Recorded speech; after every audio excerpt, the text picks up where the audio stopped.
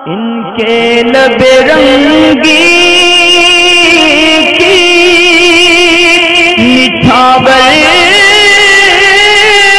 थी कि जिसने।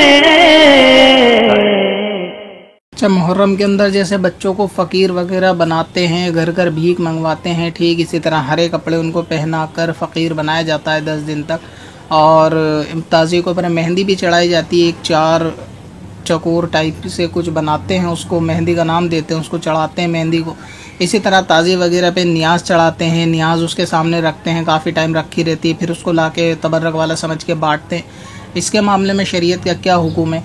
देखें, आला हज़रत इमाम अहले सुन्नत ने मुरव्वजा ताज़ियेदारी के बारे में बिल्कुल वाज़े फरमा दिया गया है। और ठीक इसी तरीके से ये नियाज़ चढ़ावा मेहंदी के ताल्लुक़ से भी आला हज़रत इमाम अहले सुन्नत फतावा रज़विया के अंदर फरमाते हैं कि ताज़िया बनाना, इस पर रोशनी करना, मेहंदी वगैरह चढ़ाना, ये सब नाजायज़ और बिदात है। यानी बहुत सारे लोग ये घर से मेहंदी के पैकेट वगैरह भी ले जाकर उस पर जो है ना चढ़ाते हैं मेहंदी, बाकायदा उसका नाम भी इसको मेहंदी देते हैं कि कोई बहुत सारा सामान होता है इसको चढ़ाते हैं। ये सब चीज़ें नाजायज़ और बिदअत और ये गुनाह के काम है, इनसे परहेज़ करना चाहिए। इसी तरह आला हज़रत इमाम अहले सुन्नत एक और मकाम पर फतावा रज़विया के अंदर फरमाते हैं, इसाले सवाब के ताल्लुक़ से पूछा गया कि इमाम हुसैन की नियाज़ वगैरह दिलाई जाती है, ताज़ी पर चढ़ावा चढ़ाया जाता है, ये सब मामला कैसे?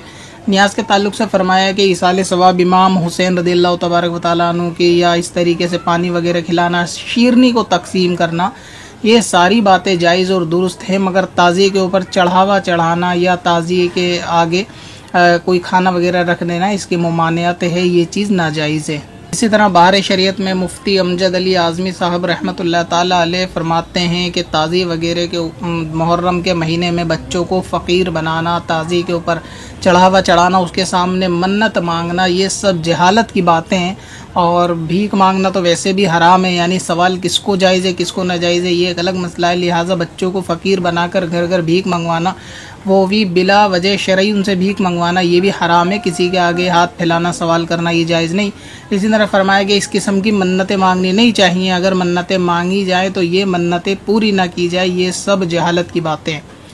अब एक किताब है ताज़ियेदारी के ताल्लुक़ से, एक साहब ने लिखी है, काफ़ी पुरानी किताब है वो, अज़मत ताज़ियेदारी के अंदर बहुत सारी उसके अंदर बातें जो हैं ताज़ियेदारी के ताल्लुक़ से, उसके जायज़ होने की दलाइल हैं, हालांकि बेमौका व महल वो दलाइल है। उसके अंदर शुरू में शियार अल्लाह की दलाइल को ताज़िया बताया गया। इसी तरह अहले बैत की मोहब्बत रखना वाजिब है, मोहब्बत, हालांकि कोई ताज़िए बनाने का उससे कोई ताल्लुक़ नहीं है। कोई भी अगर ताज़िए को मना करता है तो वह अहले बैत की मोहब्बत को मना नहीं कर रहा, इसाले सवाब को मना नहीं कर रहा। इसी तरह उसमें अहले बैत से हसद और बुग़्ज़ रखने की बुराइयाँ गिनवाई गई, वो भी अपनी जगह पर दुरुस्त है। कोई अगर ताज़िए को खुराफात को मना कर रहा है जो मुरव्वजा इस वक्त रिवाज में है, तो इसका मतलब ये नहीं कि वो अहले बैत का हासिद है। और इस किताब के अंदर सबसे ख़ास चीज़ ये है कि एक बुज़ुर्ग शाह अब्दुल अज़ीज़ रहमतुल्लाह ताला अलैह पर एक झूठ भी बांधा गया है। और आप किताब की ज़ियारत इसको एक दफ़ा कर लें, मैं आपको दिखा दूँ। ये किताब है, किताब का नाम आप देख लें, राइटर का नाम आप देख लें। और अब मैं आपको वो सफ़ा दिखाता हूँ, इस किताब का सफ़ा नंबर 180 है। ये वो सफ़ा है, आप इसकी इबारत को पढ़ें जो अंडरलाइन हुई हुई है। इसके अंदर साफ लिखा है कि शाह अब्दुल अज़ीज़ रहमतुल्लाह ताला के हवाले से, फतावा अज़ीज़िया के हवाले से, कि उन्होंने फरमाया कि नियाज़ वग़ैरह जो ताज़िए के सामने रख कर दिलाया जाए, ताज़िए पर जो नियाज़ होती है वो इस किस्म की वो मुतबर्रक है, यानी बरकत वाली नियाज़ है। और बताया गया कि शाह अब्दुल अज़ीज़ रहमतुल्लाह ताला अलैह ने ऐसा फरमाया। या शाह अब्दुल अज़ीज़ रहमतुल्लाह ताला अलैह बहुत पुराने बुज़ुर्ग हैं, ग़ालिबन आला हज़रत से भी पहले के। अब जिस किताब का हवाला दिया गया, एक दफ़ा उस किताब को भी देख लेते हैं। मैं आपको फतावा अज़ीज़िया दिखा देता हूँ।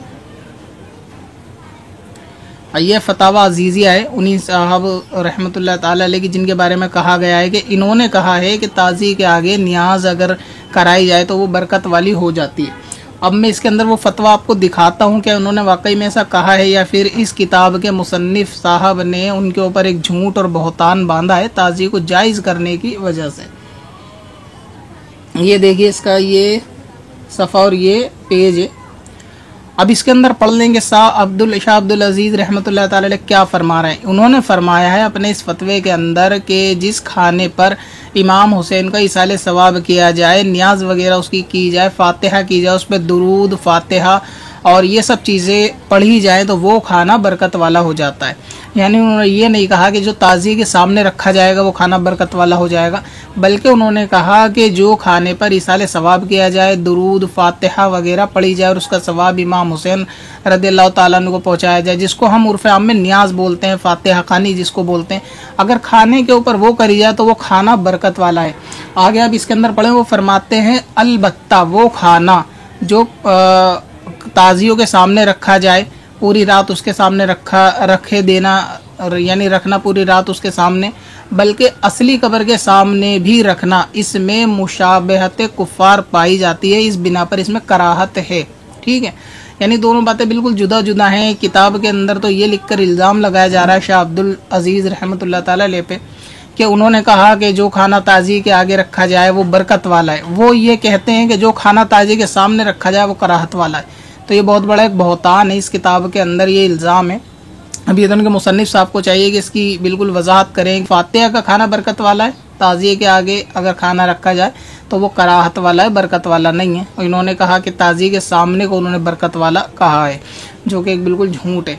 तो इसी तरह ये सब मामले जो ताज़िए के अंदर होते हैं खिलाफ शरई, जिसका कोई भी यानी शरीयत के अंदर असल नहीं है बल्कि मुमानियत ही मौजूद है, तो इस तरह बच्चों को फ़कीर बनाने से, घर घर भीख मंगवाने से, खिलाफ शरा काम करवाने से, सिर्फ हरे कपड़े पहनाने से और कान वगैरह छिदवाने से, फ़कीरी उनको लिबास देने से और सबके आगे हाथ फैलाने से, ये सब मामलात से बचना भी चाहिए और इसमें मदद भी नहीं करनी चाहिए, इनको देना भी नहीं चाहिए। कुरान पाक इससे मना करता है कि बुराई के कामों पे एक दूसरे की मदद ना करो।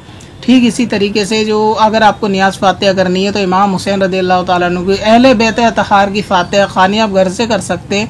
घर पे खाना रख के नियाज़ का बुजुर्गों ने तरीका बताया है, वो तरीका इख्तियार करें, ना कि ताज़ी के आगे हलवा पका के रख दें या कोई खाने का सामान रख दें और फिर वो घंटों तक रखा रहे और उसको ले जाए, या ताज़ी के आगे बैठ कर नियाज़ करें। ये सब मामले भी नाजायज़ है।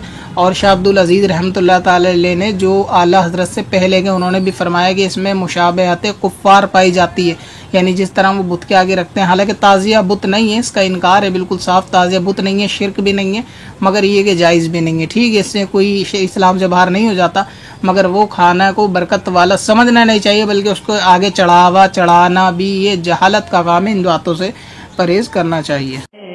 पत्थर में हसन लाले पुरनवार बनाया।